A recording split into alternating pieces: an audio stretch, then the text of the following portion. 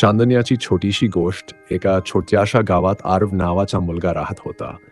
त्याला रात्री आकाशात चमकणारे तारे पाहायला खूप आवडायचे. एके रात्री त्याने आकाशाकडे पाहून विचारलं, इतके सारे तारे आहेत, पण माझ्यासाठी खास कोणता? तेवढ्यात एक छोटासा तारा बाकीच्या तारांपेक्षा थोडा जास्त चमकला. आरव हसला आणि म्हणाला, म्हणजे तू माझा तारा.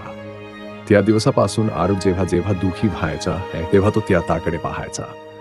त्याला वाटायचं की आकाशातून कुणीतरी त्याला सांगत नाही, अंधार कितीही मोठा असला तरी एक छोटासा प्रकाश सुद्धा त्याला कमी करू शकतो.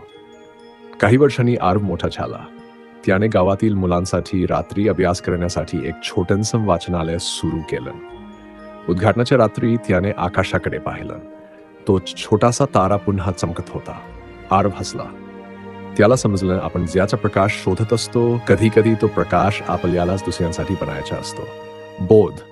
छोटासा चांगुलपणा देखील कोणाच्या तरी संपूर्ण आयुष्य उजळवू शकतो.